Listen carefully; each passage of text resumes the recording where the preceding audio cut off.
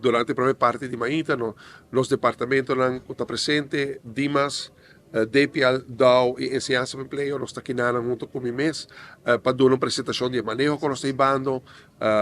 e nos manejo está dirigir riba uno política di governo di Aruba per percorrere per non di terra a trabalho per me e una con noting di terra per trabalho nos sta permitir accesso ciudadano extranjero a trabalho passa via filtro di DPL Dimas in differenti categorie e também lo che è molto importante nos sta evitando con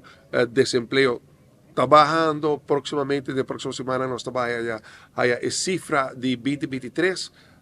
que é política de poner una de tierra de trabajo está dando su resultado, pero realidad Aruba está de un progreso económico turístico así full speed com mester mais trabajador para todo o projeto com boa construção, mas também ora com abri e tem vários hotéis também abri. Riba de notícia de transformação de zona de refineria, reactivação de todo o projeto que também riba terreno de energia, me por confirmar também notícia over de descobrimento de campo de gás, tudo isso aqui também traz diversificação econômica, pero mais progresso econômico, mais desenvolvimento econômico, e também vai requerir su trabalhador dirigir e formar dirigir o setor energético. Nós temos reunião com estudantes de EPI, que nós também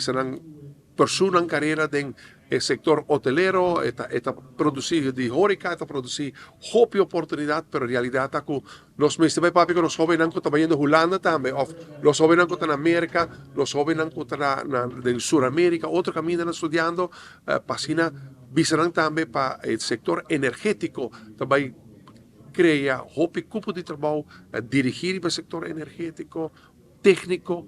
y una para cual también nos está abriendo enseñanza de empleo en San Nicolás, pero nos vester para los jóvenes bien back. Voto veita con no solamente desempleo trabajando, desempleo general, el último cifra que nos tienen en la base en 4.3%, el desempleo de jóvenes está alrededor de 9%, está joven más alto, pero los jóvenes están trabajando, pero nos vester para los jóvenes bien back a Aruba y nos saco desde el cierre de refinería, joven gente va a fo, nos queda para bien back. Mi considero parte di mia tarea per percorrere, per